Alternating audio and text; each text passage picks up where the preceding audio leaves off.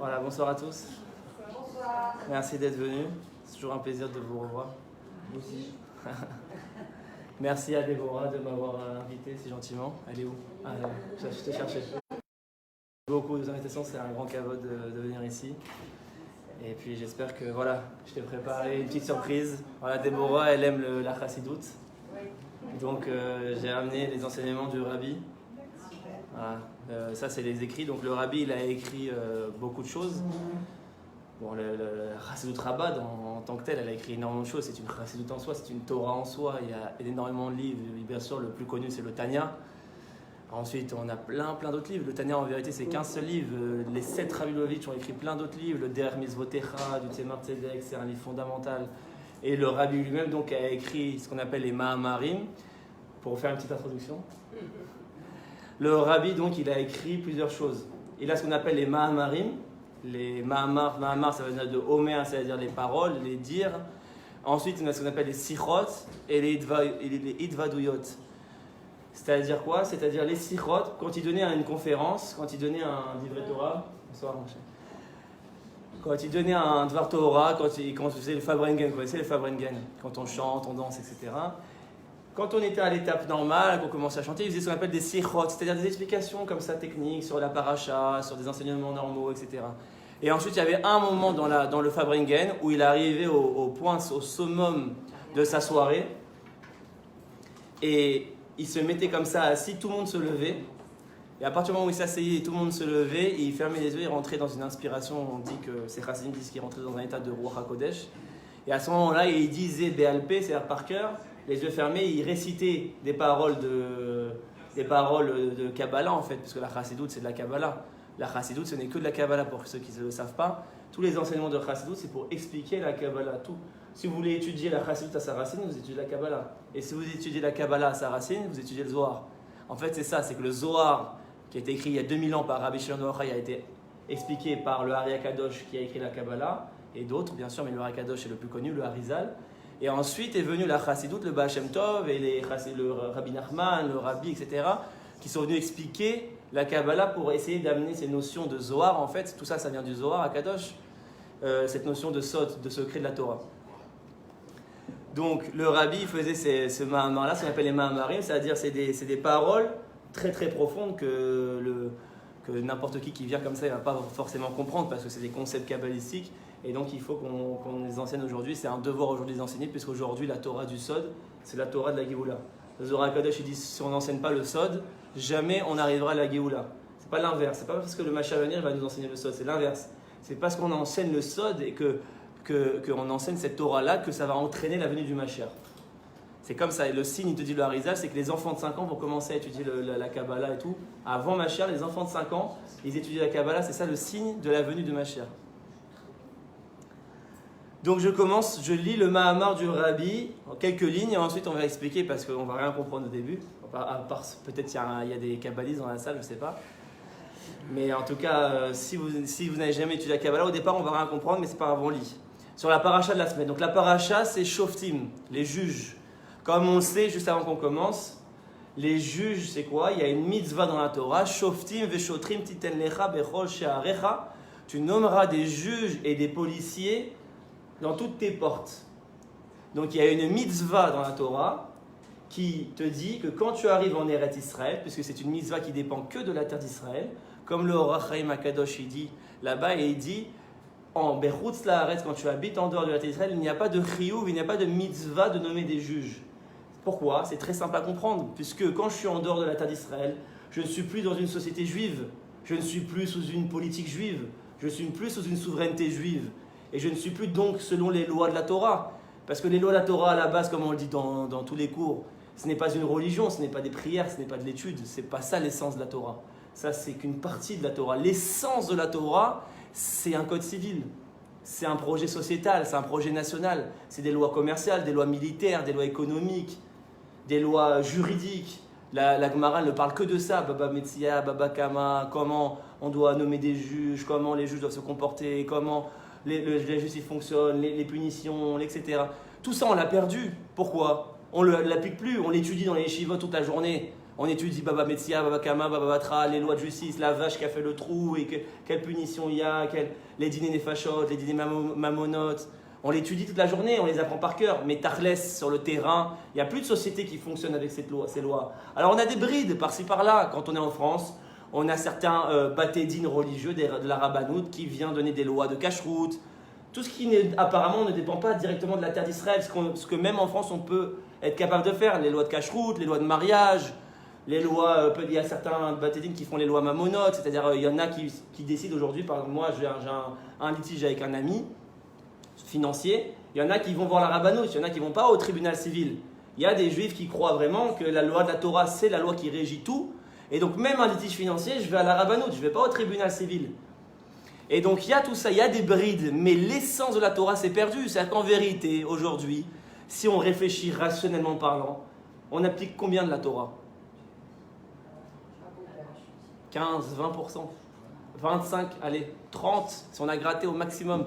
Mais on est largement en dessous de la minorité. 70% des lois de la Torah sont théoriques aujourd'hui. On ne les applique plus dans rien. C'est pour ça que je parlais avec quelqu'un la dernière fois, il m'a dit, mais c'est exactement ça, parce que dans tous les cours, on définit le bien, le mal, c'est pas bien d'être comme si, le mal, c'est pas bien, c'est des cours de moussa, des cours de morale, etc.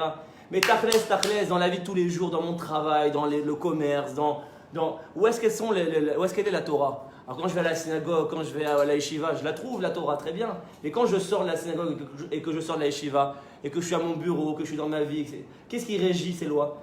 C'est les lois civiles, c'est les lois occidentales, c'est les lois, et même en Israël, aujourd'hui c'est pour ça qu'il y a des marloquettes. Est-ce que l'État il doit être selon la Torah, pas la Torah ?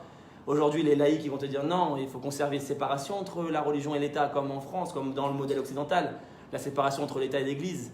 Et les religieux qui disent non, la Torah elle est là pour régir aussi la société, c'est-à-dire que tout le but c'est d'unir en vérité. C'est pas que la Torah elle reste à la synagogue ou à la yeshiva, c'est aussi de la réaliser au niveau de la société, au niveau des lois. C'est pour ça que la Torah te dit Shoftim veshotrim titen lecha bechosh sharecha, tu te nommeras, tu as une mitzvah de nommer des juges et des policiers, c'est le système fondamental, la base d'une justice réelle.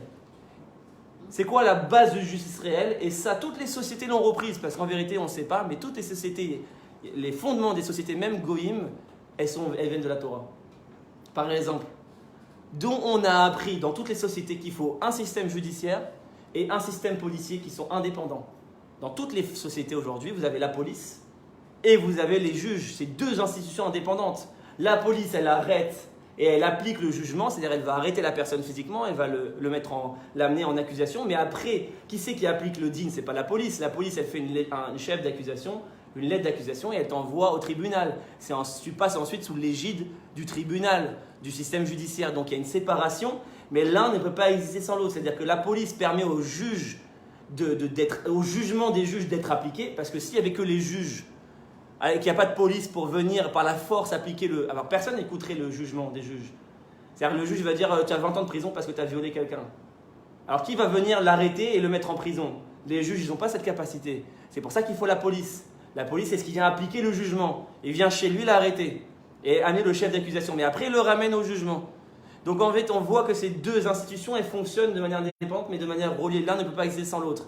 Et c'est ce que nous dit ici le Pirkei des Rabbi Eliezer sur cette paracha. Il nous dit Im en shotrim en shoftim. S'il n'y a pas de policier, il n'y a pas de juge. C'est-à-dire quoi ? Il te dit le Pirkei des Rabbi Eliezer, il te dit si tu n'as pas de policier, la mitzvah, c'est même pas qu'il n'y a pas de juge.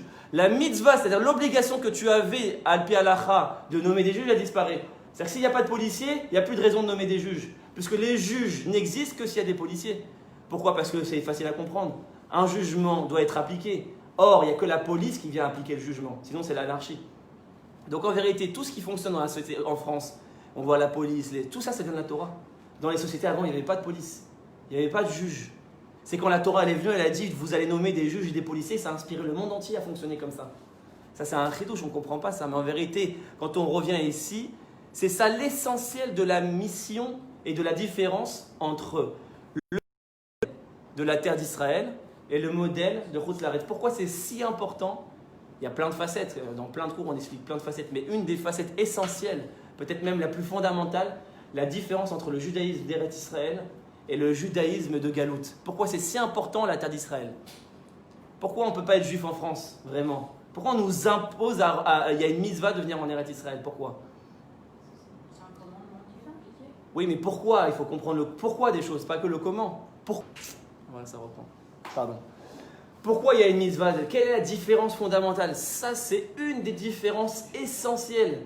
C'est qu'il n'y a qu'en Eretz Israël qu'on peut retrouver l'essence de notre Torah et de notre identité. C'est-à-dire quoi? D'abord et avant tout, un système réel de justice. Quel est le sentiment qui éloigne le plus de Dieu? Ça aussi, on l'avait dit une fois dans un cours. L'injustice. Tout ce qui arrive dans la vie. L'injustice. Quand je ressens une injustice dans mon cœur, il s'est passé quelque chose dans ma vie, j'ai eu une injustice. Et bien c'est ça qui peut me faire douter à un certain niveau de la est-ce que Dieu il existe ou pas? Est-ce que Dieu il existe sur cette terre? Au plus haut niveau, les épreuves les plus terribles, au niveau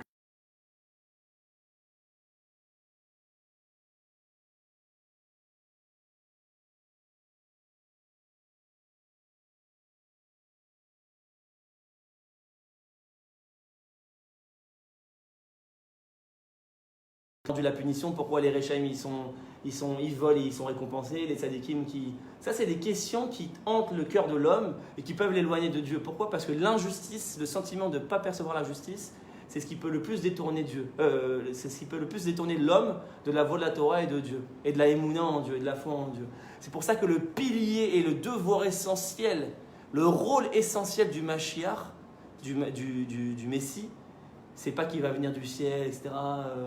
Le rôle essentiel, le Rambam dans le Mishneh Torah, il écrit En mamlichin meler trila et là la sot mishpat. Le rôle essentiel du roi, pourquoi on nomme un roi, un dirigeant, comme le Mashiach et comme le roi David, etc., c'est pour t'assurer la justice. C'est la première chose. Parce que quand tu vas vivre dans une société où il y a un dirigeant bon, moral, et qui cherche la justice et qui ne travaille pas pour lui, pour son kavod, mais pour véritablement amener la justice, il n'y aura pas un peuple plus heureux et plus épanoui que le peuple qui a un dirigeant pareil. C'est pour ça que l'essentiel du rôle, c'est de ramener la justice. C'est pour ça qu'on dit dans la Mida, Baruch ata Adoshem, Oev, Tzedaka ou Mishpat. Le roi, il aime la charité et la justice. C'est ça les qualités d'un roi. C'est pour ça qu'on attend Mashiach. Parce qu'aujourd'hui, on vit dans une société qui est complètement dans une injustice. Dans une société complètement corrompue. Dans toutes les sociétés, je ne parle pas dans un pays particulier. Dans toutes les sociétés, on a des dirigeants corrompus, des dirigeants qui détournent l'argent, qui cherchent à que leur intérêt. Et c'est pour ça que les peuples manifestent dans les rues, les peuples se détruisent. Pourquoi? Parce qu'un peuple, il a besoin d'un dirigeant qui est véritablement avec un sentiment de justice. Et il n'y a que comment qu'on pourra arriver à ça, à un réel système de justice. Comment? Grâce à un roi juif avec les lois de la Torah. Pourquoi? Parce que les lois de la Torah, c'est des lois divines. Et il n'y a que Dieu qui comprend véritablement les rouages de ce monde. L'homme, il veut se mettre à la place de Dieu. Il veut penser à la place de Dieu. Il veut dire, moi, je sais mieux. Alors qu'en vérité, il y a un créateur qui connaît tous les rouages. Et il t'a donné un plan. La Torah, ce n'est pas que pour prier. C'est aussi comment tu dois marcher, comment tu dois manger, comment tu dois te comporter, comment tu règles un litige. Pourquoi? J'ai sorti tout un passage du Mishneh Torah pour vous donner des exemples concrets de ce que c'est et de ce que représente la justice divine et la société toraïque telle qu'elle doit être conçue, telle qu'elle soit après Mashiach. Parce qu'on croit Mashiach, ça va être je ne sais pas quoi. Pas du tout. Mashiach, ça va être comme aujourd'hui. Après Mashiach, on va continuer, comme il dit le Rabbam Olam Keminago Noeg. Le monde, il va continuer. On va continuer à travailler, on va continuer. Tout va fonctionner de la même manière. À la différence que quoi? Qu'on vivra dans une société, il n'y aura plus de guerre. Pourquoi? Parce qu'il n'y aura plus d'injustice. Il n'y aura plus de gens qui voudront se rebeller. Parce qu'on verra que le roi qui les dirige, il travaille vraiment pour eux et pour leur intérêt et pour établir la justice. Regardez à quel point ça va le niveau de justice de la Torah. C'est à devenir fou. Donc je ramène le Mishneh Torah. Le Mishneh Torah, pour ceux qui ne savent pas, c'est le premier livre de Halakha de l'histoire de l'humanité. C'est le Rambam Maïmonide qui l'a écrit avant le Shulchan Aruch, c'est-à-dire 300, 400, 500 ans avant le Shulchan Aruch. Le Shulchan Aruch est inspiré du Mishneh Torah du Rambam. Qu'est-ce qui se passe? Il y avait la Gemara, la Torah orale. Dans la Gemara, ça va dans tous les sens. Un tel, il dit telle chose, un tel, il dit telle chose. Un tel, on ne comprenait rien. Et donc, il fallait dessiner une voie à suivre. On a fait des choix. Malgré que même ceux qu'on n'a pas choisis, ils ont une certaine part de vérité. Mais on a dû faire des choix. Et le Rambam, il est venu, il a vécu à peu près il y a 1000 ans. Il a écrit un livre qui a posé les piliers de la loi, comment un juif il doit se diriger. Donc je suis dans le Mishneh Torah, dans tout ce qui concerne les Ilchot Sanhedrin, tout ce qui est les jugements. Okay, donc c'est exactement la paracha de la semaine, tu nommeras des juges, c'est comment ça fonctionne, tout le système judiciaire de la Torah. Et c'est exactement, c'est hyper actuel. Il n'y a pas plus actuel que ça. Pourquoi? Parce que quand on était en diaspora, on ne pouvait pas appliquer ces choses-là. Tu ne peux pas maintenant faire un Sanhedrin et faire des lois de Torah quand tu vis sous le joug des goïms, quand tu vis en France, aux États-Unis, en Australie. Mais quand tu retrouves ta terre, quand tu retrouves ta souveraineté, alors forcément, il y a tout ce Inyan, il revient, il revit. C'est pour ça qu'il nous dit la mitzvah dépend de la terre d'Israël. Et donc regardez, j'ai pris un passage, il y a tellement de passages, mais j'en ai pris un qui est tellement actuel. La Torah nous dit Lotikar shochad. Tu ne prendras pas de shochad. C'est quoi shochad? De corruption. Tu n'accepteras aucun cadeau. Un vrai tzaddik, un vrai homme de Torah, il refuse tous les cadeaux. Ça peut être n'importe quoi. C'est ce qu'il nous dit là. Alors je vous lis. La corruption, elle détourne le jugement. Et là, filou les zakot et zakai ou les chayev et chayav assour.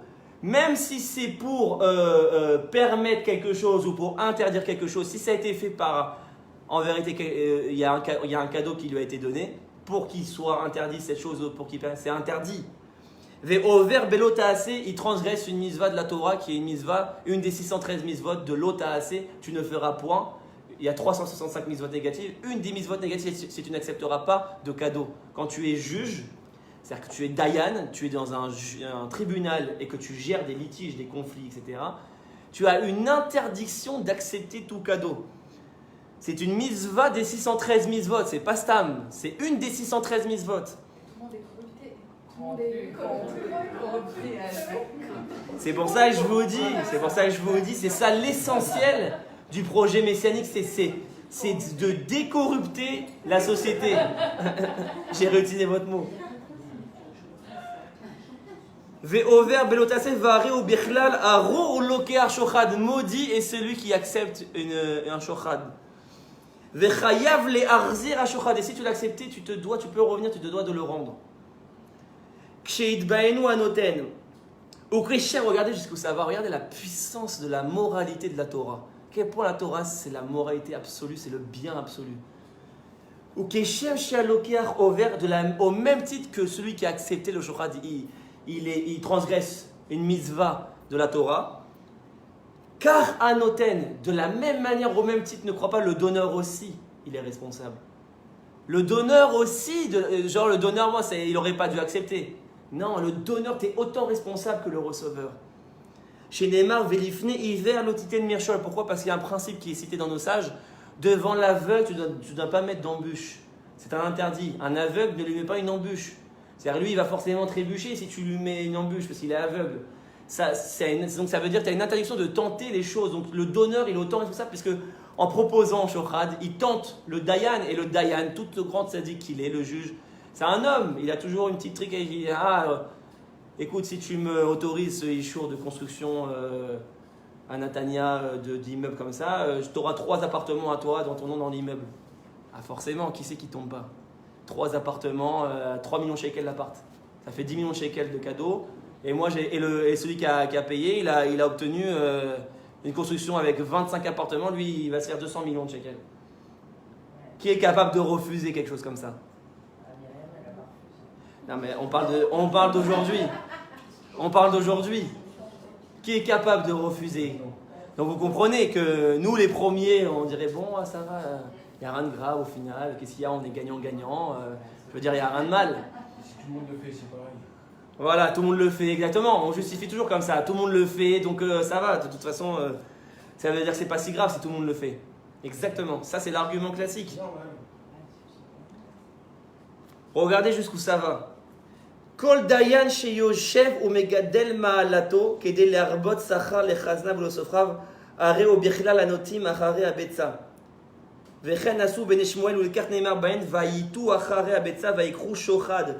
Chaque dayan, un juge qui s'assoit et qui se grandit Megadel malatoke de l'arbot sachar dans un but d'agrandir son salaire. Les chosav ou les sofrav, bon pour son entourage. Aré ou birlal anotim, il est considéré comme s'il avait planté un endroit d'idolâtrie. Ce qui est un interdit de la Torah. Il est comparé à un idolâtre. Juste parce qu'il a cherché à faire des choses pour augmenter son salaire qu'il avait de base. Il est comparé à un idolâtre. Ça va très loin, c'est très dur. Velo shochad mamon bilvad. Et on ne parle pas que d'une corruption d'argent. Je t'ai donné 9 millions de shekels, un petit chèque. On ne parle pas que de ça. Et là, afilou shochad vari, mais même des cadeaux. On m'a assez béda. Alors, vous allez me dire, oulala, il devient gaucho celui-là. Ouais. Tu me rends la carte, s'il te plaît. Ouais, pourquoi? Parce qu'on va dire, c'est quoi la critique aujourd'hui principale de la gauche sur la droite? C'est il est corrompu, etc. Bon, c'est faux, c'est vrai, j'en sais rien, moi je critique personne. Mais tout ce que je sais, c'est que là, la Torah, il y a l'acte et l'intention. La Torah te parle de l'acte et de l'intention, et la Torah est très élevée. Tu dois avoir l'acte et l'intention. Comme on sait la gauche aujourd'hui, ils utilisent la corruption pour descendre Bibi. Mais en vérité, ils sont plus corrompus que lui. Tout le monde le sait. Vous avez entendu les histoires qu'il y a eu sur Gantz, c'est encore pire, mais simplement on les étouffe parce que ça ne nous intéresse pas politiquement. On veut utiliser la corruption pour détruire Bibi. Donc en vérité, leur message genre anti-corruption, qui apparemment est magnifique, humaniste, pas de corruption, c'est terrible la corruption, c'est qui le dit? C'est des gens qui sont plus corrompus que lui. Donc ça n'a aucun sens, la Torah ne te parle pas de ça. La Torah, quand elle te parle d'enlever la corruption, c'est dans le cœur de l'homme, c'est-à-dire ton intention réelle. C'est-à-dire tu veux maintenant remplacer le système pour ramener et effacer que toi-même tu montres l'exemple. C'est ça les saints. Pourquoi un peuple il va être bien après Mashiach? Parce que Mashiach c'est le premier qui va donner l'exemple lui-même avant tout le monde. On pourra lui proposer 3 milliards de shekels. Mashiach il dit rentre chez toi, 3 milliards de shekels. Garde tes shekels, moi j'en ai rien à faire de tes 3 milliards de shekels. Qui peut refuser ça aujourd'hui? C'est ça la force de Mashiach. Il sera capable d'être en politique, c'est-à-dire il sera capable d'être acteur, c'est-à-dire il ne sera pas toute la journée à l'Yeshiva de dire moi je suis dans la Yeshiva, je ne me concerne pas le monde. Bien sûr, tu prends aucun risque, tu n'es pas dans le monde. Donc forcément, c'est plus facile. Yosef, pourquoi il est appelé Tzadik? Vous savez pourquoi c'est Yosef qui est appelé Tzadik? Parce qu'il n'était pas à Yeshiva toute la journée. Yosef, il marchait. Il a été vice-roi d'Égypte. C'est-à-dire c'était l'homme le plus puissant du monde à part Pharaon. Puisque l'Égypte, on sait, c'était comme l'Amérique de l'époque. C'était la puissance mondiale. C'est-à-dire imaginez le Yetzer Hara et les tentations de Yosef. Corruption, on dit que les femmes, elles le suppliaient toute la journée tellement il était beau. En plus, il était beau, donc c'était encore plus facile. Les femmes, elles le suppliaient d'aller avec elle. Il avait les femmes, l'argent, il avait tous les Yetzer Hara pour tomber. Et il n'a rien tombé. C'est pour ça que lui, il l'appelait Tzadik. Yosef Tzadik. C'est pas quand tu es caché toute la journée dans ta montagne, tu n'as aucune épreuve, tu n'es pas Tzadik. C'est pas ça, Tzadik. Tzadik, c'est celui qui avance dans le monde pour le construire et qui en même temps ne tombe pas. Ça, il n'y a pas plusieurs. Parce qu'il y a ceux qui n'avancent pas dans le monde, alors forcément, ils ne tombent pas. Mais il y a ceux qui avancent dans le monde et qui tombent. Ah, t'as vu, moi je suis politicien, c'est moi, tout est grâce à moi, donnez-moi le kavod, l'argent. Bon, tous les politiciens qu'on connaît. Donc il y a 2 écueils. Et le Mashiach, c'est celui qui arrive à être en même temps dans le monde, dans l'action. C'est-à-dire qu'il va changer la société, ça va être un politicien, comme dans le sens propre du terme, un vrai politicien qui va essayer de changer les lois, de prendre le pouvoir, etc. Mais qui en même temps sera capable, et ça n'existe pas, tout le monde le sait dans le milieu de la politique, ça n'existe pas, de dire non à même un petit cadeau. Même une orange, il ne pourra pas l'accepter. Parce que, regardez, je trouve ça va. Même une mitzvah, ça je crois que je l'ai déjà dit dans un cours une fois, vous êtes à la synagogue, le Dayan il arrive à la synagogue, il va prier à la synagogue. On est samedi matin. On achète les mitzvot le samedi matin, oui. Le Sefer Torah, les montées, etc. Si un fidèle de la synagogue achète la mitzvah pour le Dayan, il lui dit voilà, je t'offre le Sefer Torah. C'est-à-dire, il lui achète une mitzvah. Maintenant, le Dayan, il offre le Sefer Torah. Il n'est pas saoul pour il ne peut plus le juger, cet homme-là, selon le din de la Torah. Parce que cet homme lui a offert la mitzvah de porter le Sefer Torah, alors il ne peut plus juger cet homme. S'il acceptait, bien sûr. Pas que s'il acceptait. S'il acceptait le cadeau de la mitzvah du Sefer Torah, ça va impliquer son cœur. À un certain niveau, regarde le niveau de la moralité de la Torah, de la loi de la Torah. Tu as reçu un cadeau de port de Sefer Torah, tu ne peux plus juger cet homme. Tu vas rentrer dans une goutte de subjectivité dans ton jugement. Donc imaginez, nous on croit, et il y a une erreur fondamentale aujourd'hui, quand on parle de juge et du système judiciaire de la Torah, on croit qu'on va vivre en Iran. Parce que forcément, la loi de la Torah, elle paraît moyenâgeuse, avec les peines de mort, la lapidation, et donc si tu fais Shabbat, on va te lapider. Et la gauche israélienne, elle ne veut pas d'un état de Torah. Pourquoi? Parce que d'un seul coup, on va devenir des ayatollahs, quoi. On va devenir, allez. Et donc en vérité, pourquoi les gens conçoivent ça? Parce que c'est comme ça que la Torah est présentée aujourd'hui. La Torah, elle est présentée comme ça aujourd'hui. Il n'y a personne qui est venu et qui a expliqué le message fondamental de ça. On te dit oui, il faut appliquer la loi comme ça. Mais pourquoi? Quel est le message? Explique au peuple. Le peuple a besoin d'entendre. Sinon, il va croire que tu es un ayatollah, tu appliques le din absolu. Mais pourquoi? Quel est le niveau de moralité qui se cache derrière? Les gens ne comprennent pas. Ils croient que la Torah est misogyne, ils croient que la Torah est machiste, ils croient que la Torah est sexiste, ils croient que la Torah est raciste, ils croient que la Torah est fasciste. Mais en vérité, c'est parce qu'on n'a pas enseigné la Torah comme il fallait. Elle est présentée comme ça aujourd'hui, il faut dire la vérité. Qui c'est qui représente la Torah aujourd'hui? C'est des gens qui sont très sectaires, très fermés, c'est comme ça, il n'y a pas à discuter. C'est le bien, le mal, t'es dans le bien, t'es dans le mal, moi je suis dans le Hémet, toi t'es dans le Sheker. Il n'y a aucune nuance, tout est blanc, tout est noir. Alors ceux qui sont à côté disent, voilà, la majorité du peuple juif aujourd'hui n'accepte pas ce modèle. Pourquoi? Parce qu'on veut savoir, est-ce que c'est vraiment le bien? L'homme a besoin de savoir, est-ce que c'est bien pour moi? L'homme, c'est pas un mouton, c'est pas un animal, il a besoin de comprendre. Il a un cerveau. Donc est-ce que c'est bien pour moi ces lois-là? Ce système judiciaire que la Torah parle? Alors il faut expliquer au peuple aujourd'hui pourquoi c'est bien. Regardez, c'est ce que j'essaie de faire. Pourquoi?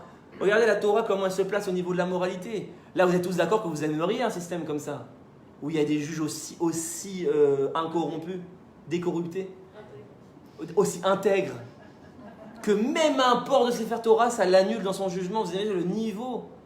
Vous n'aimeriez pas, vous, d'avoir une justice aussi intègre, des politiciens aussi intègres? Alors quand on explique comme ça, forcément, ça donne envie. On n'est plus dans un truc d'imam. La Torah, en vérité, son but, c'est de prendre les rênes de l'État. C'est ça son but, c'est ça tout le Hénin dans la paracha. Vous allez nommer des juges, après je peux lire toute la paracha, on n'a pas le temps. Après on va rentrer dans la chassidoute comme j'ai promis.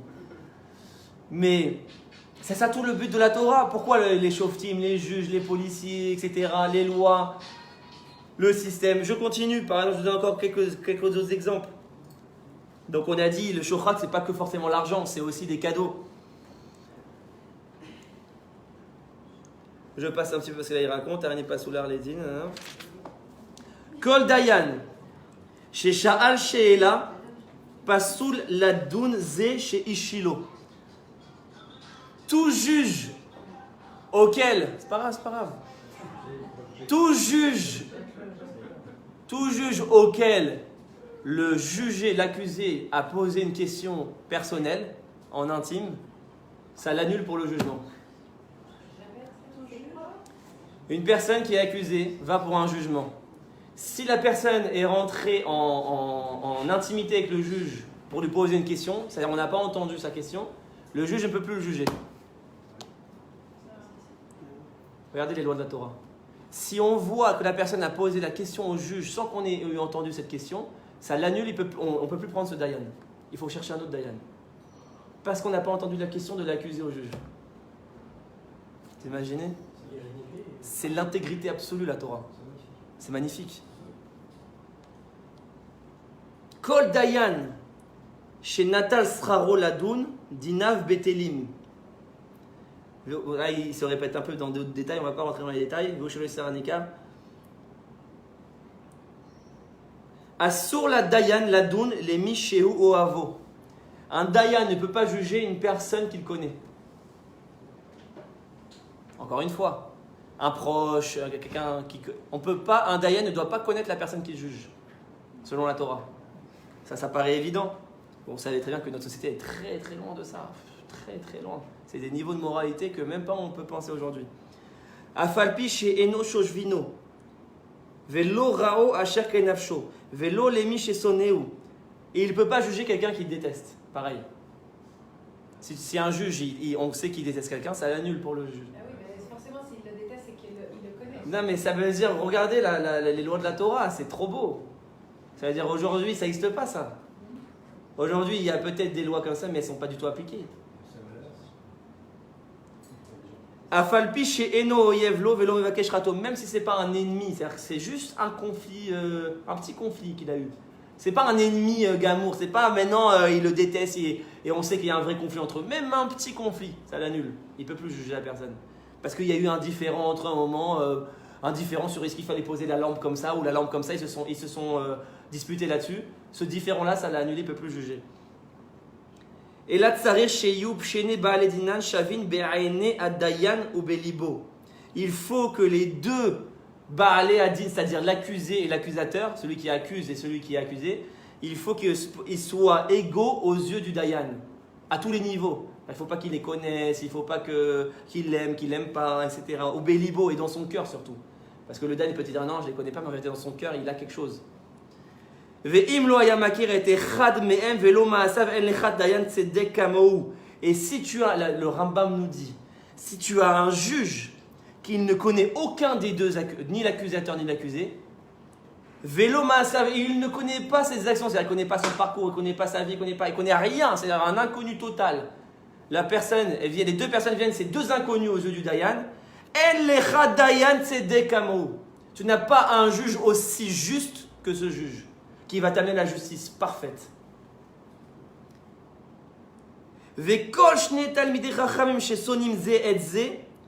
Asurim les chefs bedin zeimze, deux talmid chacham, maintenant c'est deux tzaddik, deux grands rabbanim, Rav Kanevski et Rav Abu Hatzera.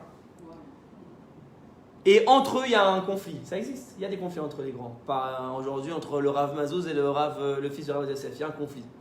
Aujourd'hui il y a un conflit, vous savez, pour ceux qui ne savent pas, le Rav Mazouz qui était un élève du Rav Yosef, le grand Rav Mazouz de Kisser Rachamim, après, une fois que le Rav Yosef il est mort, il a sorti des psakim, c'est-à-dire comment on traduit des psakim, des lois, des dînes, qui allaient contre le Rav Yosef sur certains sujets. Une fois qu'il est mort, alors le fils du Rav Yosef, le Rav Yitzhak Yosef, il est venu le voir, il a dit pourquoi tu as attendu que mon père il est mort pour les sortir? Il a pris ça personnellement. Et on sait qu'aujourd'hui ils ont un différent là-dessus. Et bien le Rabbam il te dit deux Talmid Racham qui ont un différent, à Sourin les chefs Bédine, ils ne peuvent pas s'asseoir à Odin ensemble. Ils ne peuvent pas, c'est interdit. Chez Davarze Gorem et Tziat Mishpat, parce que cette chose, elle va t'entraîner la perte de la justice. Même deux grands, vous avez vu à tel point, même si c'est des tzadikim, ça reste pareil. Maintenant, des tzadikim, on peut se dire, ils sont tellement grands qu'ils ne sont pas à ce niveau-là, ça va, on peut autoriser. Non, même eux, là, ça annule le jugement. Ça veut dire que personne ne peut les juger Ça veut dire que personne ne peut les juger, ceux-là Ensemble, ils ne peuvent pas être jugés, oui. Impossible. Même au niveau de... Parce qu'ils ont au niveau personnel, ils ont un différent. Et là, on arrive à la conclusion, parce qu'on va passer, parce que on peut passer des heures à parler des lois de justice, c'est infini. Pour vous montrer, moi je veux juste vous montrer des brides pour vous montrer le niveau de moralité de la Torah. Au niveau de ces lois de justice, pas qu'au niveau de la prière, que ce qu'on a l'habitude, et au niveau de ces lois de justice, comment diriger une société. Là, un Dayan, comment il doit agir, comment il doit penser. C'est comme il doit toujours penser comme s'il a une épée sur son cou. Comme s'il est toujours que Dieu, il a une épée sur son cou. Avec eux, il a le Geinom, l'enfer qui est ouvert juste au-dessus de ses pieds. Comme ça, un Dayan dans sa tête, il doit penser à son niveau. Nous, on ne peut pas, mais le Dayan à son niveau doit penser comme ça. Il doit toujours être pas bien, un Dayan. C'est un rôle très important. C'est très difficile d'être Dayan.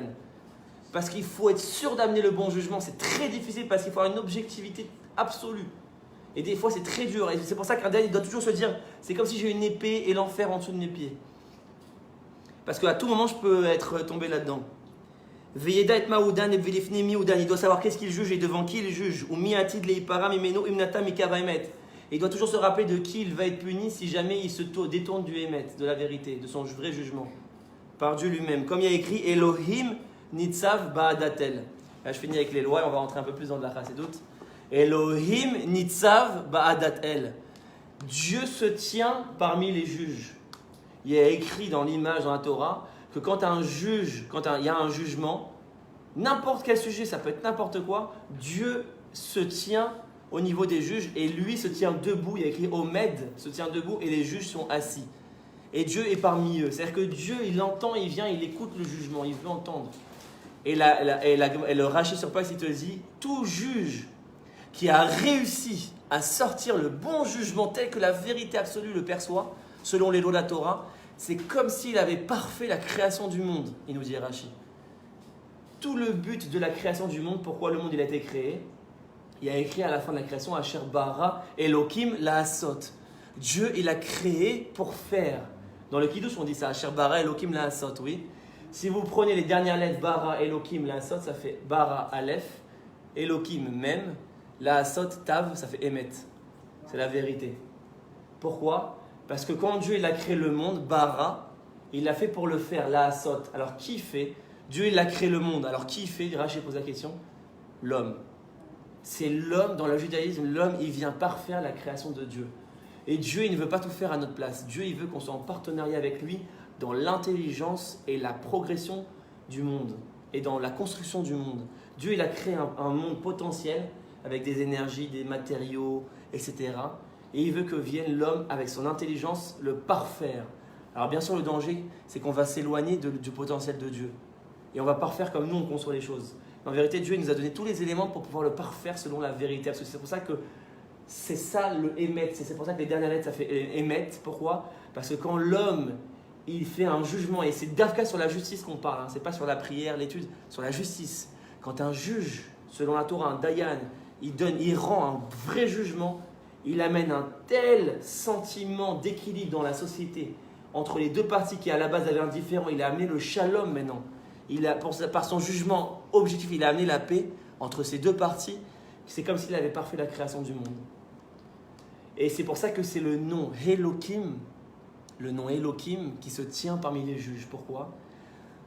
Alpi Kabbalah, la Kabbalah nous explique, et je vais doucement pour ceux qui n'ont aucune notion, que Dieu se révèle sous plusieurs formes. Dieu il n'a pas qu'une seule forme de révélation dans le monde. Dieu il a plusieurs formes. Comment on le voit dans l'hébreu? C'est pour ça que je dis tout le temps, il ne faut jamais étudier en dehors de l'hébreu. La traduction, ça détruit tout. Tu perds tout avec la traduction, tout. Parce que pourquoi tu vas dire Dieu a dit, Dieu a écrit, Dieu a fait, tout Dieu.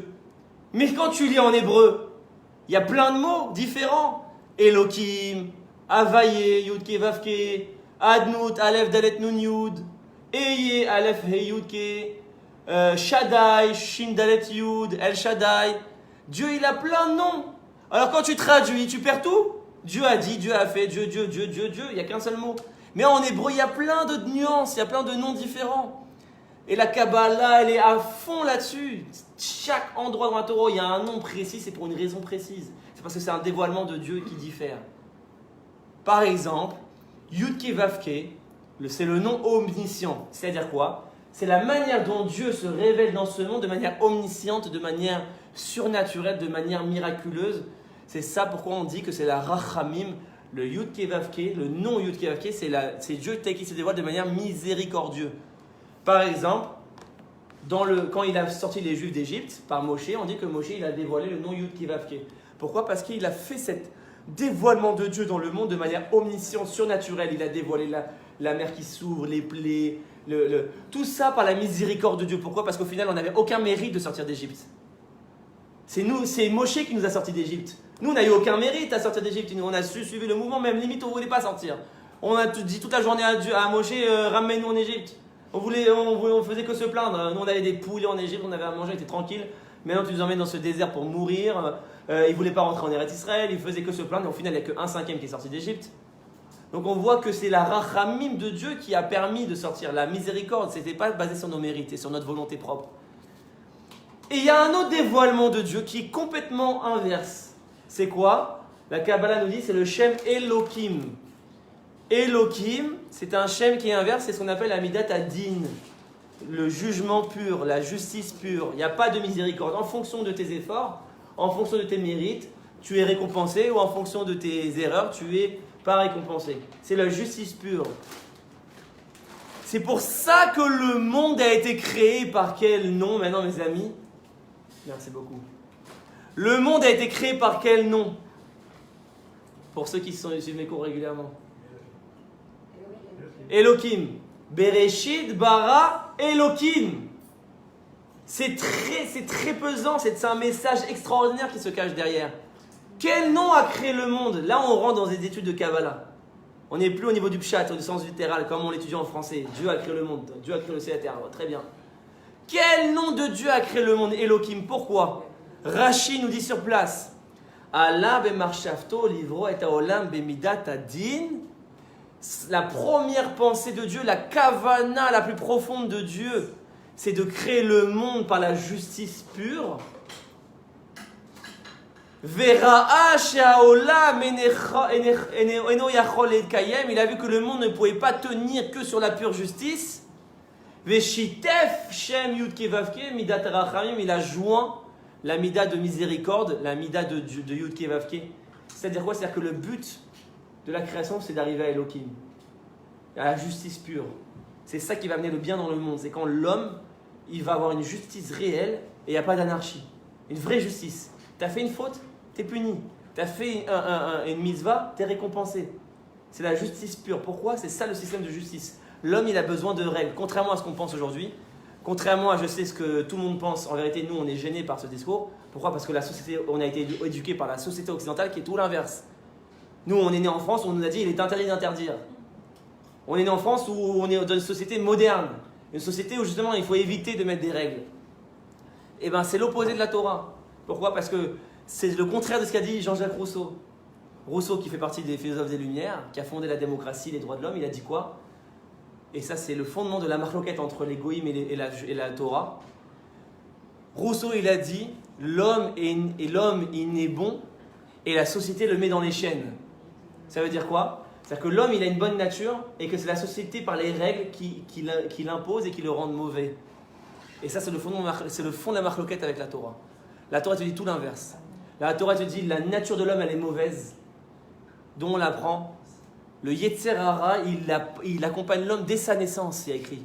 Alors que le Yetzer Tov, il arrive à l'âge de 13 ans, pour ceux qui connaissent.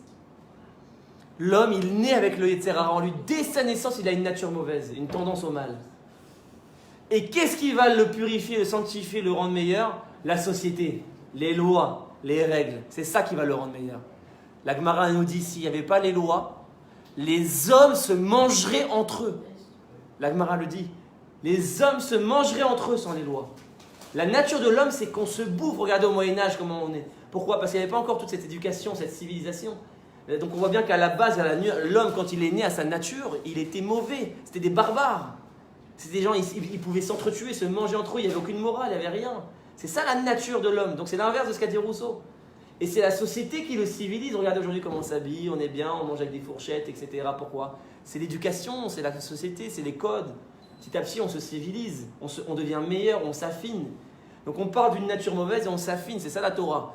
Et l'affinement absolu, c'est les lois de la Torah. C'est quand on va vivre dans une société avec les lois de la Torah, on va arriver à un niveau d'affinement moral et spirituel que les hommes qui vont naître dans ces sociétés, parce que nous on est nés déjà avec des influences terribles, et moi le premier dans la société occidentale, on ne pourra jamais changer véritablement. Le changement il se fait au niveau collectif, au niveau des générations. Quand les générations vont commencer à se purifier, qu'on revient maintenant en Eretz Israël, qu'on va rétablir la société, etc. petit à petit, et ma chérie va venir, les enfants qui vont naître, ils vont naître d'un niveau déjà très affiné. L'affinement se fait au niveau collectif. Donc, tout ça pour vous dire quoi? Le nom qu'a créé le monde, c'était Elohim. Pourquoi? Pour arriver à cette justice parfaite. Dieu, il veut arriver à ce système de justice parfait. Alors, il a créé la Rachamim. Aujourd'hui, on a inversé les valeurs. Même dans la religion, même au niveau des rabbanim, même au niveau, on a inversé les valeurs. En tout cas, ils sont toute la journée, invoque la miséricorde de Dieu. Qui t'amène la miséricorde pour te pardonner, pour etc., etc. Mais en vérité, ce n'est pas l'essence de Dieu. Ce n'est pas le vrai modèle de Dieu. Ça, ce n'est un moyen pour arriver à un but. Et nous, on a inversé, on en a fait un but. Le Yud Kei Vav Kei, c'est la Rachamim, on en a fait un but en soi. Alors qu'en vérité, Rashi nous dit tout le contraire, le Yud Kei Vav Kei n'a été créé que pour arriver à Elohim. Donc c'est pour ça, mes amis, que c'est si important la terre d'Israël. Pourquoi? Pourquoi maintenant, vous avez compris? Parce que quel nom se dévoile en terre d'Israël? Elohim. Et je vous amène l'épreuve. Et en Chutz La'aretz, quel nom se dévoile? Yud Kei Vav Kei. C'est pour ça qu'on revient en terre d'Israël, pour retrouver la dimension d'Elohim.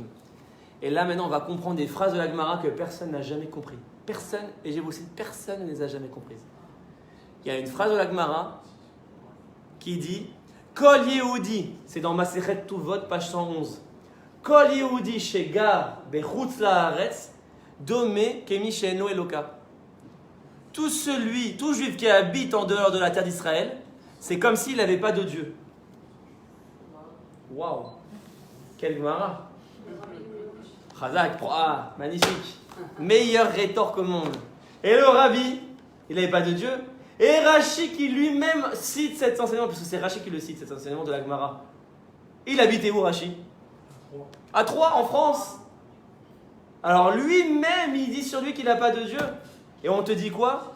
On apprend de là que celui qui habite, et c'est la Gemara, c'est pas moi, parce que ça va vous choquer, celui qui habite en Khouslaretz, Oler Achare Elokim Acherim, il va après d'autres dieux, après c'est un idolâtre.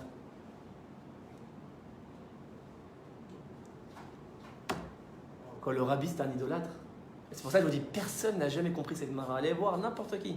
Pourquoi cette Gemara, elle dit que celui qui habite en terre, en Khouslaretz, c'est comme s'il n'avait pas de Dieu. Et le Rabbi, personne ne pourra vous répondre. Vous allez avoir un chidouche Hatsum ce soir. Maintenant vous avez tout compris, je vous l'ai dit juste avant l'enseignement. Quel nom divin se dévoile en Eretz Israël? Elohim. Qu'est-ce que dit la Gemara? Domé Kemi Shelo Eloka. Il n'est pas relié au nom divin de Elohim. Tout celui qui habite en terre d'Israël est relié à Elohim. Tout celui qui n'habite pas en terre d'Israël est relié à Yud Ke Vav Ke. Et maintenant on a tout compris.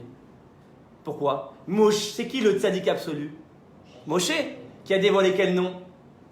Yud Ke Vav Ke. Vous avez compris pourquoi il ne rentre pas en terre d'Israël? Parce qu'il ne représente pas le vrai projet de Dieu, qui est le nom Elohim. C'est pour ça que Dieu dit à Moshe, tu ne rentreras pas en terre d'Israël. C'est la vraie raison. C'est le Zohar Kadosh, c'est pas moi qui le cite. Pour ceux qui me croient, je ne peux pas le citer maintenant. Ceux qui veulent vraiment chercher, je peux vous donner la source. La vraie raison pourquoi Moshe ne rentre pas, c'est parce que Moshe n'est pas le vrai modèle du judaïsme. Moshe est un modèle intermédiaire. Le vrai modèle du judaïsme, c'est qui? David. Le roi David, exactement. Ma chère Ben David. Le roi David. Qui, roi David, il dévoile quel nom? Elohim. Dont on l'apprend. Donc, comme je vous l'ai dit, la première différence entre Yud Ke Vav Ke et Elohim, c'est quoi? Yud Ke Vav Ke, c'est la miséricorde. Donc, c'est le modèle de ce qu'il y avait dans le désert. C'est-à-dire, ils ont tout mérité pas par mérite, la manne qui tombe du ciel, etc. C'était pas en fonction de leurs efforts. Et en terre d'Israël, il leur a dit quoi? Vous devez travailler la terre. Fini la manne. Vous devez maintenant faire les guerres. Fini les protections, les Ananekavod qui les protégeaient, les nuées. C'est pour ça que les explorateurs n'ont pas voulu rentrer, qui étaient des géants, les tzadikim matsumim, les explorateurs. Ils n'ont pas voulu rentrer, pourquoi? Parce qu'ils étaient sous Yud Ke Vav Ke. Et ils ont toujours appris la Torah sous Yud Ke Vav Ke. Et c'était qui leur modèle? C'était Moshe. Donc c'est qui le vrai fautif de la faute d'explorateur? C'est Moshe. Parce qu'il a inspiré une Torah qui n'est pas la réelle Torah. Donc quand il a fallu arriver à la Torah d'Eretz Israël, les explorateurs qui étaient les chefs de tribus, les tzadikim de l'époque, et qui se sont toujours habitués au modèle de Moshe, qui ont appris la Torah par Moshe, et bien la terre d'Israël les a gênés, c'était pas le même modèle. Maintenant il faut travailler la terre, ça vient plus du ciel. Il n'y a plus de miracle naturelle. Tout passe par la nature des choses. C'est pour ça qu'Elohim, c'est quelle gematria, la valeur numérique? Elohim, c'est quelle valeur numérique? 86. Aleph, c'est 1. Lamed, c'est 30, ça fait 31. He, c'est 5, ça fait 36. Yud, c'est 10, ça fait 46. Et même, c'est 40, ça fait 86. C'est la même valeur numérique que le mot Hateva. Hateva, c'est-à-dire quoi? La nature. C'est-à-dire que maintenant, en terre d'Israël, Dieu se dévoile que à travers la nature des choses. Il n'y a plus de miracle surnaturel. Il n'y a plus la manne qui tombe du ciel. Maintenant, tu dois travailler la terre. Tu ne vois plus Dieu directement. Il se cache dans la nature. Pourquoi? Parce que c'est ça le vrai projet de Dieu. Elohim. Et pourquoi véritablement? Parce qu'on l'a dit. Qu'est-ce qu'il veut Dieu? Asher bara Elohim la asot. Il veut que tu fasses. Il ne veut pas lui faire. Quand il nous donne la manne, ça annule l'action de l'homme. Donc tu ne parfais plus la création. Tu es là, tu es annulé devant Dieu. Ah, Allah Akbar. Mais oui, tu pries Dieu, Alléluia, etc. Elle est où ton action pour construire les choses? Dieu, Asher bara Elohim. C'est pour ça que quel nom se dévoile à Shabbat, qui est le jour de la création, le jour de la finalité, le 7e jour, le 7e millénaire. Elohim, regardez dans le Kiddush, dites le Kiddush, il n'y a pas une seule fois le nom Yud Ke Vav Ke. Il n'y a que le nom Elohim. Yom HaShishi vayechulu hashamayim ve'haaretz v'chotzevam vayechal Elohim bayom hashevi melato asher asa vayishbot bayom hashevi mikom melato asher asa vayevarech Elohim et yom hashevi vayekadesh oto ki vo shavat mikom melato asher bara Elohim la asot. Il n'y a plus de Yud Ke Vav Ke. Le Shabbat, c'est la dimension du cachet, de Elohim. Pourquoi? Parce que l'homme se prend en main. C'est pour ça que je le dis tout le temps, c'est quoi les mitzvot les plus importantes à Shabbat? Prier, étudier? Non. Manger, dormir, agir, aller avec sa femme au lit, bien s'habiller, bien se coiffer, tout ce qui est lié à la matérialité. Pourquoi? Parce que Yud Kei Vav Kei, c'est la spiritualité absolue, c'est la déconnexion à la matière, et Elohim, c'est à travers la matérialité, la sanctification de la matière, à travers la nature des choses. Et c'est ça tout le but de la terre d'Israël. Pourquoi la terre d'Israël, c'est si important aux yeux de Dieu? Parce qu'il n'y a qu'en terre d'Israël que le juif peut retrouver la dimension de Elohim. Et c'est pour ça que la Gemara dit tout juif qui habite en dehors de la terre, Domé Kimi Sheinu Eloka, maintenant on a tout compris. C'est pas qu'il n'a pas de Dieu. Le Rabbi, bien sûr qu'il a un Dieu. Rashi, bien sûr qu'il a un Dieu, comme Moshe. C'est bien sûr mais ils sont connectés à quel nom? Yod Kei Vav Kei. La spiritualité absolue, c'est-à-dire le niveau spirituel absolu. Et c'est pour ça qu'ils ne rentrent pas en terre d'Israël. Ils ne rentrent pas en terre d'Israël parce que la terre d'Israël, et là je vais dire quelque chose de choquant, la terre d'Israël rejette les tzadikim. Il y en a plein au Maroc. Et les tzadikim rejettent la terre d'Israël. Vous avez tout pas remarqué que les tzadikim, ils ont toujours un problème avec la terre d'Israël? Le Harizal, qui était le maître de la Kabbalah, quand Eliyahu Navi s'est dévoilé à lui, il habitait en Égypte. Il a étudié 36 ans en Égypte, jour et nuit. Il lui a dit maintenant, va à Tzfat, fais ton alia. Eliyahu Navi est venu, il lui a dit, va à Tzfat. Il te reste 2 ans à vivre, va là-bas, tu as une mission là-bas. Qu'est-ce que dit le Harizal? Ah non, je veux pas. Comment maintenant je vais quitter mon confort spirituel, d'étudier et de prier? C'est ce qu'ils ont dit les explorateurs. Dans le désert, on a tout, la parnassa assurée, on a tout assuré. Maintenant, je prie, j'étudie toute la journée. Si je vais en terre d'Israël et que je commence à travailler la terre, je vais descendre spirituellement. Forcément. Si je commence à gagner ma parnassa par mon propre travail, je vais avoir moins le temps de prier, moins le temps d'étudier. Donc le Harizal qui, lui, dans son confort d'étudier toute la journée, quand Eliyahu lui dit va en terre d'Israël, il lui dit bah non, je veux pas. Je veux pas être sous Elohim, moi je veux être sous Havaïe. Donc les tzadikim, ça les gêne. Pourquoi? Parce que le tzadik, il est Yud Kei Vav Kei par essence, comme Moshe. Et c'est pour ça que la terre d'Israël, c'est pas l'endroit des tzadikim, c'est l'endroit de qui? Qui c'est qui vit en terre d'Israël? C'est nous, les bons fauteurs. C'est pas bien de les ramener Alors attendez, j'exagère. Regardez, et là on va comprendre.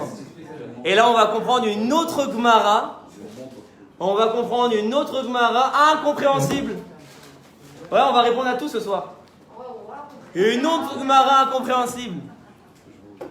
Dans la Gemara Brachot, page 34, on dit quoi? Makom sheba le tshuva omdin, tzadikim gmurim enan omdin. À l'endroit où les Baal et Tchouva se tiennent, là-bas les tzadikim gmurim ne se tiennent pas. C'est quoi cette Gemara de folie? Quoi, le Baal Tchouva est plus grand que le tzadik Gamour. Tzadik Gamour, on parle de Moshe qui est né dans la spiritualité absolue. Dans son berceau déjà, il y avait la lumière qui sortait de son berceau, la shrina qui brillait. Et il a refusé de téter les seins des filles de Pharaon parce que c'était du chalav nochi. Donc là, imaginez un bébé à un jour déjà, il avait la sensibilité de refuser de téter les seins des femmes de Pharaon. Donc ça dit Gamour. Et maintenant nous qui sommes nés à Tel Aviv, en France, qu'on a mangé McDo, on a kiffé, on va à la plage, on est tranquille, nos petites misvot, nos petites avérotes, on est le Rabbi et nous, c'est 2 dimensions, on ne peut même pas parler. La Gemara vient de dire que nous, on est plus grand que lui. Gemara incompréhensible, vous êtes d'accord? Et alors, tu peux faire toute la chouva du monde, il y a une matérialité en toi, ça reste à vie. On ne peut pas devenir des babas salés. Soyons honnêtes. Baba Salé, à 3 ans, il allait dans la neige pour se fouetter à 3 ans. Pour se séparer de son corps. On n'est pas du même monde. On n'est pas du même monde. Alors comment la Gemara peut nous dire qu'on est plus grand qu'eux? Même si tu fais tes chouvas, allez, tous les jours, tu ne pourras jamais devenir un Baba Salé. Alors, qui peut expliquer cette Gemara? Moi, que moi. La Gemara ne dit pas que le Batchouva est plus grand. On a toujours mal interprété. Makom à l'endroit où se tiennent les Baal Teshuva, là-bas, c'est-à-dire quoi? Le Baal Teshuva a une mission que le Tzadik Gamour ne peut pas accomplir. C'est-à-dire, nous, on a une mission, nous, vous et moi, les petits juifs de rien du tout, que nous, on se dit, on est qui? On est des petits juifs, on n'est rien, donc qu'est-ce qu'on. On est des petits Tunisiens, on mange la petite dame routa au kidouche. C'est comme ça qu'on sanctifie le Shabbat par nos petites dames routes, voilà. On n'est pas au niveau de. Eh ben non, on se rabaisse, alors qu'en vérité, c'est nous la plus grande puissance du monde, plus grand que les tzadikim. Pourquoi?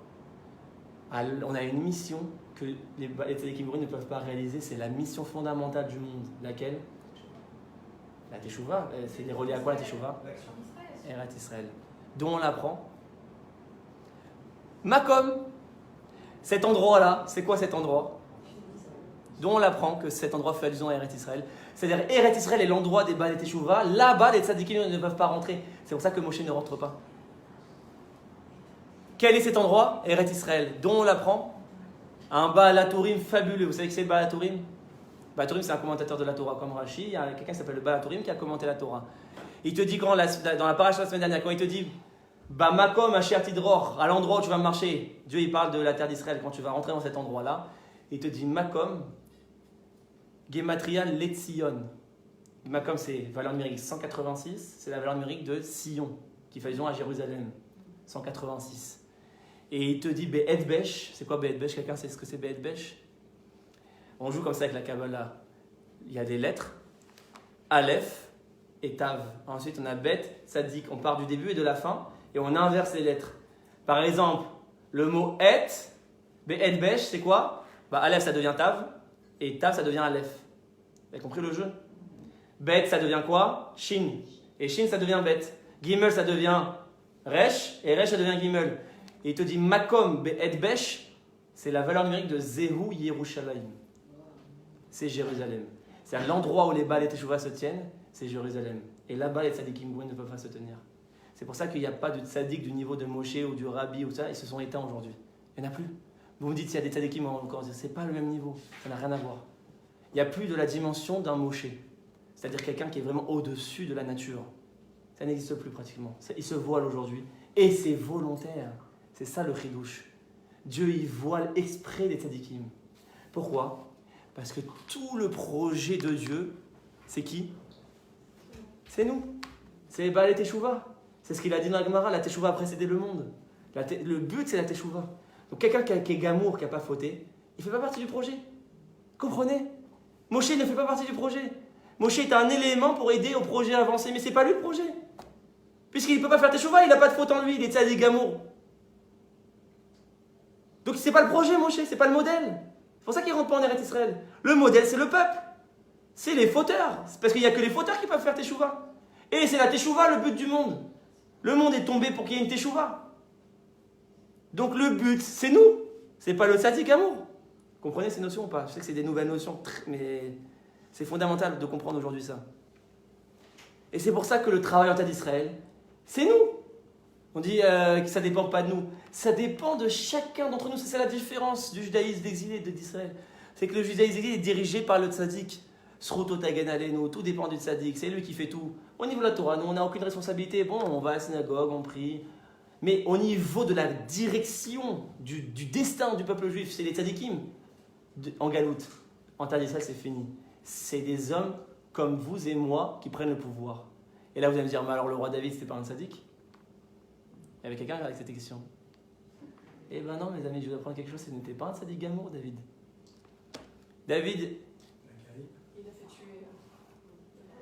David était quelqu'un comme nous, dont on l'apprend. David, c'était quelqu'un au même niveau que nous. C'est quelqu'un avec ses fautes, ses mitzvot, etc. Dont on l'apprend. Bonsoir. Dont on l'apprend. David, il y a plein d'éléments qui nous l'apprennent. La caractéristique fondamentale de David, c'était quoi? Comment la Torah définit David avant même de l'appeler David? Non, mais la mida physique qui fait allusion à ça. Rouge. Il était roux. Comme qui? Esav, qui est le modèle contraire de la Gdusha. La Gdusha, c'est Yaakov. Alors quand Shmuel HaNavi il est arrivé et que Dieu l'a dit nomme David, qu'est-ce qu'il a dit? En tant que bon prophète et en tant que bon tzaddik et homme spirituel et homme de Gdusha, qu'est-ce qu'il a dit? Mais non, je ne veux pas le nommer. Il ne voulait pas nommer David. Le prophète Shmuel, il ne voulait pas nommer David. Parce qu'il a dit, c'est quoi ce modèle? Ça ne correspond pas, c'est Esav. David, il est roux comme Esav. Et c'est quoi roux? C'est pas que physique, vous avez bien compris. Rouge, c'est le sang, c'est la matérialité, c'est la nature meurtrière, la nature guerrière, la nature sanguinaire, qu'avait Esav d'ailleurs. La nature de chasseur qui aime ce monde-ci, les plaisirs de ce monde-ci, les femmes, la débauche, l'idolâtrie. C'est ça le rouge. Et comment on sait qu'on est tous rouges? Nous, on est tous comme ça. On a tous cette nature matérielle en nous, cette nature de rouge, dont on l'apprend. Dont on apprend que tout homme qui naît dans le monde, qui n'est pas Tzadik Gamour, c'est-à-dire qui est dans le projet du monde, c'est-à-dire dans la Teshuvah, il naît matériel, il naît rouge.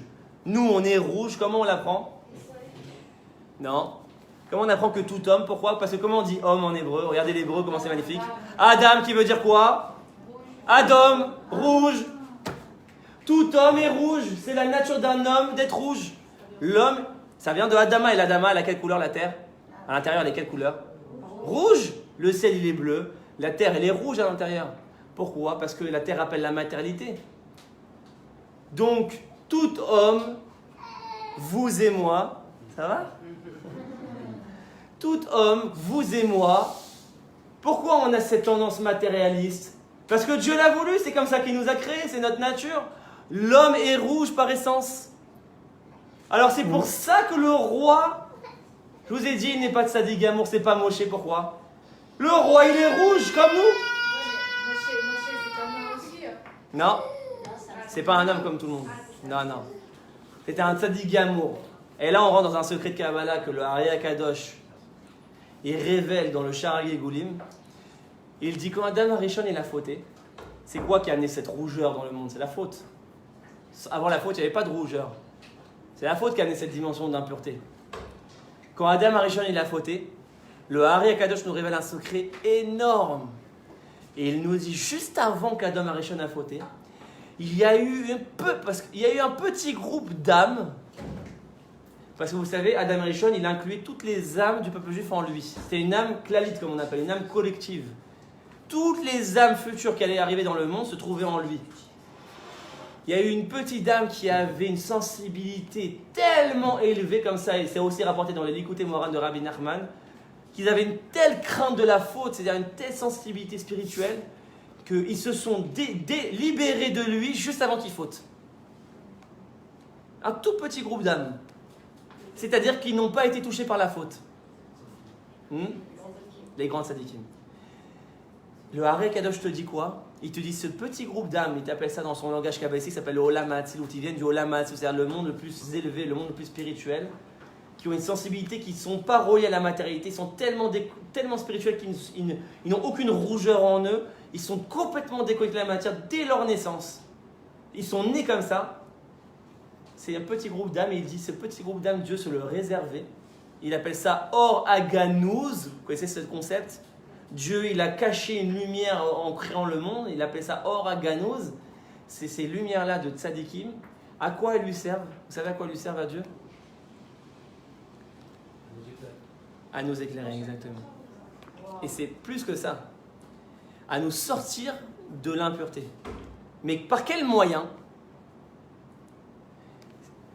Nous, on est tous rouges, vous avez compris? Nous, on est tous nés avec cette impureté.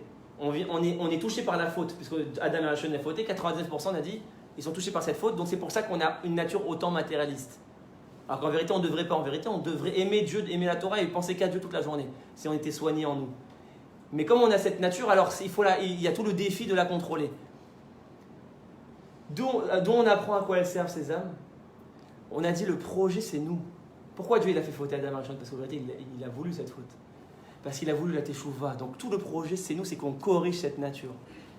Et comme il savait qu'à un certain moment de l'histoire, cette nature allait prendre le dessus tellement forte qu'elle allait prendre le dessus qu'on allait pouvoir se détruire, comme en Égypte par exemple, le secret qui nous dit on est arrivé aux 49 portes d'impureté, oui. Alors il a réservé ce petit groupe d'âmes entièrement déconnectés pour les envoyer dans l'histoire à certains moments pour sortir le peuple. C'est ça la sortie d'Égypte, pour le sortir sans aucun mérite. C'est-à-dire le tzaddik qui vient par sa lumière, Yudke et Vavke, il n'y a plus d'Elohim, il n'y a plus rien, il n'y a plus de nature, tout est naturel, ça nous sort, parce qu'il sait qu'à certains moments donné de l'histoire, cette nature va prendre le dessus sur nous. Et donc c'est ça le rôle des tzaddikim gmurim, ceux qui sont nés vraiment, c'est pour ça qu'aujourd'hui il n'y en a plus, aujourd'hui il n'y a plus de tzaddik gamour de ce niveau-là. Je parle des âmes qui n'ont pas touché la faute. Ces âmes-là, elles ont été envoyées, elles ne sont qu'un moyen pour Dieu pour réveiller le peuple, pour nous sortir de nous ramener au combat. Mais le combat, qui c'est qui doit le mener au final? C'est nous. Ils le feront jamais à notre place. C'est pour ça que la Gemara nous dit Makom Sheba Letchouva Omdin En Sadikim. Ne crois pas que le Sadik Amour va t'accompagner jusqu'au bout. L'endroit, Moshe reste dans le désert. Pourquoi? Parce que maintenant c'est à vous de le prendre en main. Maintenant c'est à vous de construire les choses. C'est à vous de dominer cette nature. Et pour vous apprendre à dominer cette nature, je vais vous amener un homme qui est comme vous, qui ne vient pas de cette nature miséricorde. C'est qui? David. Et David, il est comme vous, il est rouge. C'est pour ça qu'il est rouquin comme Esav. Il a cette matérialité, c'est pour ça qu'il est aussi problématique, David. Il était critiqué par tous les rabbinim de son époque, David. Pourquoi? Parce qu'il a fauté avec les femmes. Bathsheba. C'est un guerrier, il tuait, il coupait la tête des gens. Et vous avez vu, vous imaginez, vous le rabbi prendre une épée maintenant et couper... C'est quoi ce tzaddik là? C'est lui qui a été au front, qui a été à la guerre. C'était un ramatkal, David. C'était un homme de guerre, c'était un homme de femme. On dit la Gemara nous raconte des histoires sur lui. À un moment donné, une femme, elle a insulté sur sa puissance sexuelle. La Gemara nous dit, pour lui prouver sa puissance sexuelle, il a été au lit 13 fois à la suite d'affilée avec elle. Alors, c'est ça le modèle de tzaddik que la Torah nous présente? Oui, c'est la Gemara, c'est pas moi. 13 fois, c'était un homme. Hein. Ça, c'était un vrai homme, on est d'accord? Aujourd'hui, bon, au bout de 2 fois. Bref.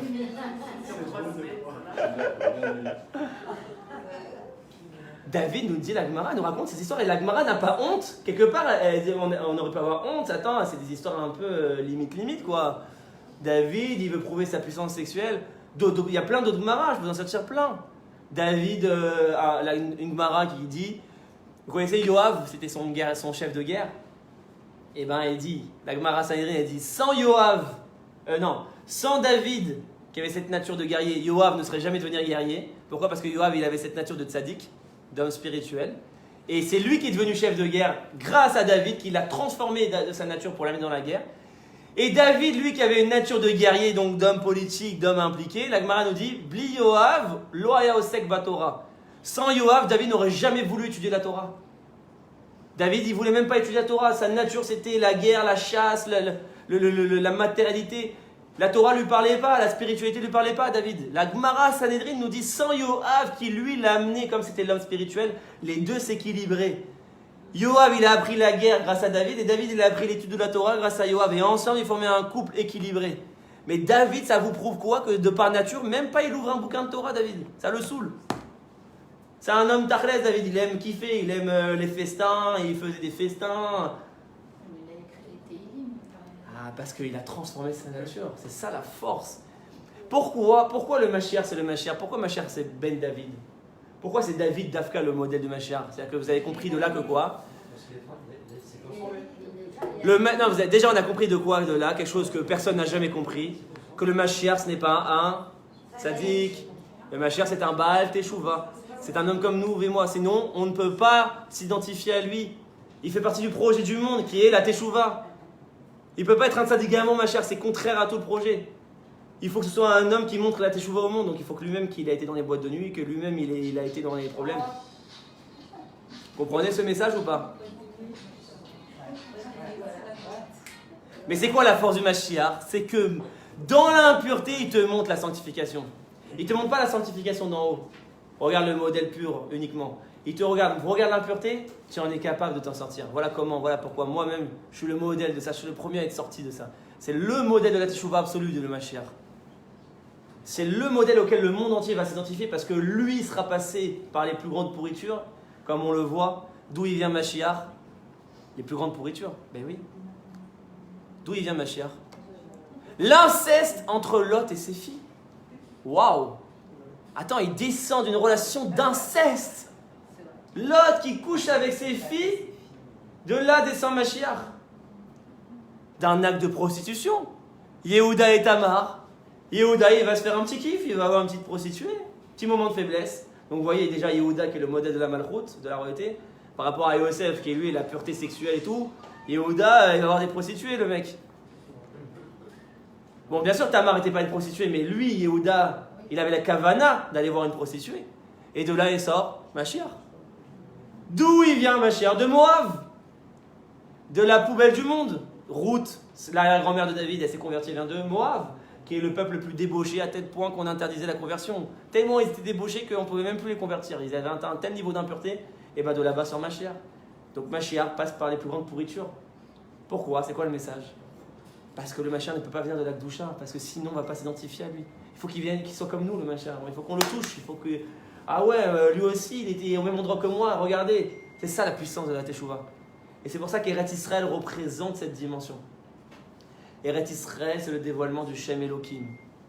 Pourquoi? Parce que le Shem Elohim représente tout ce que je vous dis. Le Shem Havayé, il est parfait, il est omniscient, il n'a aucun défaut. Le Shem Elohim, il a des défauts. Qu'est-ce qu'il peut devenir le Shem Elohim? Comment on appelle les idoles? Elohim, Acherim. On utilise le nom Elohim. Une idole s'appelle Elohim. C'est-à-dire que le nom Elohim, il fait peur. Parce que si tu te trompes, tu peux devenir idolâtre. C'est pour ça que le messianisme, ça fait peur. Dans toute l'histoire de l'humanité, tout celui qui veut amener un message de messianisme et de construction, qui sont ses plus grands opposants? Les chilonim, les goïms, non? Qui sont les plus grands opposants des messies? Les tzadikim. Ben oui. Pourquoi? Parce qu'ils ont peur.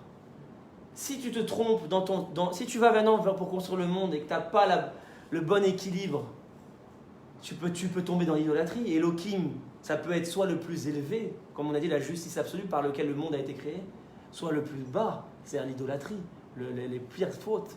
Et le Kavke, il est omniscient, il ne bouge pas, il est stable. Donc on préfère rester dans le Kavke, il n'y a aucun risque. C'est ça le modèle de Tzadikim, c'est stable. Maintenant, si tu commences à construire le monde, à vouloir rentrer en politique et tout, etc., c'est dangereux. Peut-être tu vas tomber. Qui te dit que toi, tu ne vas pas accepter les 3 appartements qu'on t'offre? Qui te dit que toi, tu vas pas? Qui te dit que toi, tu as le niveau? C'est pour ça qu'il nous faut le Mashiach et David. Pourquoi? Parce que David, c'est quoi? C'est le modèle parfait, David. C'est le modèle tel que Dieu l'a conçu avant la création du monde, avant même Moshe. David, c'est le modèle absolu. C'est pour ça qu'on dit Mashiach ben David. Pourquoi? Parce que David, c'est l'homme qui est en même temps dans l'action, dans le risque quelque part. C'est dangereux d'être dans l'action. Attends, tu vas à la guerre, c'est dangereux. Tu peux devenir un monstre, tu peux devenir un Esav. C'est ça Esav. Esav, c'est le mauvais David quelque part. Eh bien, David, c'est celui qui est en même temps dans l'action, mais qui en même temps arrivé à rester dans l'équilibre. C'est pour ça que comment il faisait, il s'attachait à Yoav, etc., au Sanhedrin. Je vous raconte une histoire sur David. On dit à un roi, Meler Roev Tzedaka Mishpat. Le roi, il aime la justice et la charité, vous vous rappelez? C'est les qualités principales du roi. Le Rav Mordechai Eliyahu, dans son Sefer, il dit Mishpat, c'est le din absolu. C'est-à-dire le din tel qu'il est pur. Il n'y a pas de concession. Et Tzedaka, Tzedek, quand on dit Tzedek, la justice, il y a 2 mots pour la justice, Mishpat et Tzedek. Tzedek, c'est des concessions, c'est le shalom, c'est-à-dire arrange les choses. C'est pas le din pur. On n'est pas des musulmans maintenant. Ah, t'as fauté à Shabbat, Chayav Mita, tu vois. Arrange les choses, il y a des concessions. Il te dit, c'est quoi le modèle de la royauté? Mishpat ou Tzedaka, celui qui est dans les deux. C'est pas un ayatollah, c'est pas un musulman. Ah là, c'est comme ça, c'est comme ça. Il n'y a pas de discussion. Comme les orthodoxes extrêmes, vous savez. Il n'y a aucune discussion, il n'y a aucune porte ouverte à la discussion. C'est comme ça, on l'a appris, c'est comme ça. C'est le din pur. Donc c'est des ayatollahs. Et c'est pas la charité, c'est-à-dire les concessions, on arrange, comme à l'occidental, vous savez. Il n'y a plus de règles, il n'y a plus rien. On arrange tout le temps, ça va, tranquille, détends, ça va, détends-toi un peu. Ça va, toujours sérieux comme ça, détends-toi. Ça va, mets-toi en maillot, tranquille. Kiffe un peu. Toujours à la belle jump comme ça, de la tête aux pieds, couverte. Non. Il y a les 2 modèles qui sont extrêmes dans les 2 sens. Et le David, il est entre Mishpat ou Tzedaka. C'est ça le modèle de David. Et d'où on l'apprend? Regardez comment il faisait David, comme sa direction royale. À un moment donné, on raconte dans la Gemara qu'il y avait un pauvre qui avait volé un radis dans le champ d'un riche pour se nourrir. Tellement il crevait la dalle, il a été volé. Le riche, maintenant, il est ultra milliardaire. Le pauvre, il n'a rien à manger, il a volé. Bon, c'est réprimandé par la Torah de vol. Et la Torah te dit, objectivité absolue, mishpat. C'est quoi le mishpat? Objectivité absolue. Il n'y a pas de miséricorde, même. On ne regarde pas, t'es pauvre, t'es riche, tu crevais la dalle. Non, rien ne justifie le vol. Ça, c'est le mishpat absolu. Rien ne justifie le vol. Donc un Haredi, bon, il va dire, Mishpat, le pauvre, rembourse le radis au riche. Et Alpi Halakha, il a raison. La Halakha, elle dit, il ne faut pas prendre en compte qu'il soit pauvre. Le pauvre doit rembourser le riche. Donc un bon Haredi, il a fait son devoir, il a rendu justice, pure, très bien. Et bien David, regardez l'équilibre. Comment il faisait Mishpat ou Zaka? La Gemara dit, comment il peut faire Mishpat ou Zaka? Comment on peut être en même temps dans le din pur et en même temps dans les concessions? Ça paraît paradoxal, ça paraît antinomique, exactement. Alors comment on peut nous dire que le roi, il aime et la justice pure et la justice à concession? Le roi David, quand il entendait un jugement comme ça, déjà, pour l'entendre, c'est-à-dire qu'il était intéressé, il n'était pas dans sa tour d'ivoire, il se mêlait au peuple, parce que justement, c'est quelqu'un du peuple. Il vient du peuple, donc il n'oublie pas d'où il vient. Il était comme ça, il se baladait un peu pour entendre, il s'était intéressé. Et à un moment donné, il passait, la Gemara nous raconte, il a entendu le jugement à un pauvre, le din, le pauvre doit rembourser telle somme qui valait la somme qu'il a volée au riche. Et le riche maintenant il est milliardaire, ça va changer. Et bien David, il sortait son sac d'argent, il prenait 3 pièces de sa petite somme d'argent et en cachette il allait donner au pauvre pour que le pauvre puisse rendre l'argent au riche. C'est à pleurer. Un dirigeant pareil, il faut pleurer tous les jours pour en avoir un. Qu'est-ce que c'est beau. Est-ce qu'il existe dans notre génération? Non, bah non. Il n'existe pas. Mais non. C'est pour ça qu'on prie pour avoir le Mashiach. Un homme avec ce niveau de morale, ça veut dire qu'il respectait en même temps le din. Il n'allait pas dire devant tout le monde, ça va, détendez-vous, c'est un pauvre. Non, il faut rendre justice. Il faut être un Haredi parfois. Parce qu'il faut une justice. Donc laisse le pauvre rembourser aux riches. Mais c'est mytho, parce qu'en vrai, il fait tzedaka. Il va, il donne l'argent pour montrer devant tout le monde, regardez, le pauvre rembourse le riche. Halakha. Mais derrière, c'était lui qui allait donner l'argent pour que le pauvre puisse rembourser. C'était pas un Haredi absolu. C'est magnifique. La Gemara finit, c'est ça, Mishpat ou Tzedaka. Régler ensemble les antinomiques. David, toute la journée, il avait des comportements inverses. Et je peux vous sortir un autre exemple. À la guerre, c'était pareil. Comment il se comportait? Il nous dit, il a fait le tikkun de Shaoul. Le tikkun de Shaoul, c'était quoi? Shaoul, Dieu il a dit, tue Amalek. Et Shaoul, il a été Merachem, il a eu de la miséricorde mal placée. Et donc, il a été choisi de la royauté à cause de ça, juste parce qu'il a une miséricorde envers Amalek. Et David, il dit, mais David, il savait être rigoureux avec les ennemis et miséricordieux. Ça veut dire, quand quelqu'un il est extrémiste, vous savez aujourd'hui l'extrême droite, il faut tuer tous les Arabes, etc. Alors il devient extrémiste dans tous les domaines. Il a une mida, il ne sait pas la contrôler. Donc dans un cas c'est bien, mais dans un autre cas c'est pas bien. Qui on a vu comme ça dans la Torah par exemple? Lévi et Shimon. Lévi et Shimon, quand Dina, leur sœur, elle s'est fait violer, ils ont été massacrés toute la ville de Shrem. C'était bien. Mais après, qu'est-ce qu'ils ont fait de mal aussi? À cause de la même mida qu'ils avaient de colère, un petit peu comme ça, d'extrémistes, ils ont vendu Yosef. C'était eux les signataires de la vente de Yosef. C'est-à-dire que quand tu as une mida, tu crois que c'est bien, qu'elle est bonne partout.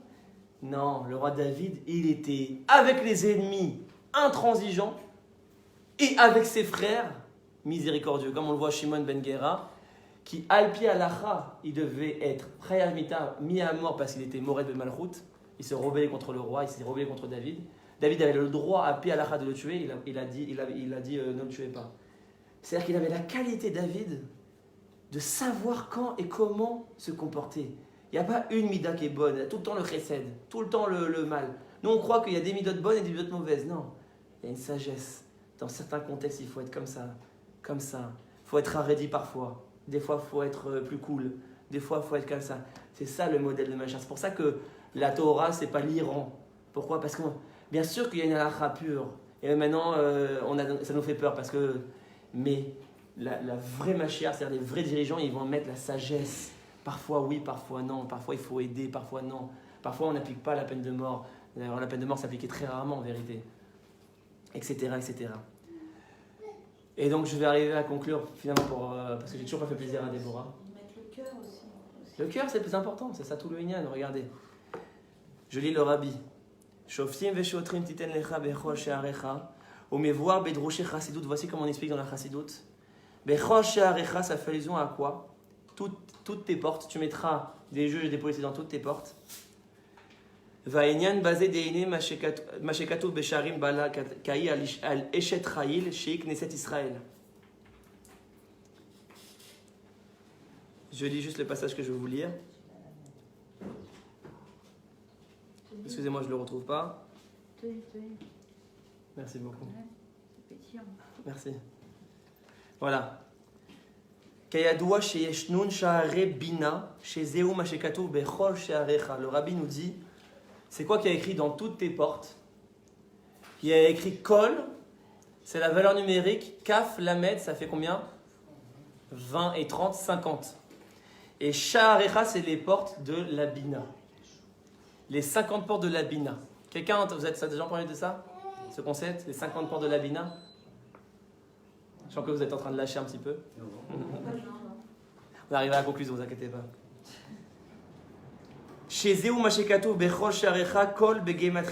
Le mot kol, il est gematria 50. Ça fait kol shecha, les 50 portes de la bina. C'est quoi traduit, parce que c'est kabbalistique, c'est quoi traduit les 50 portes de la bina?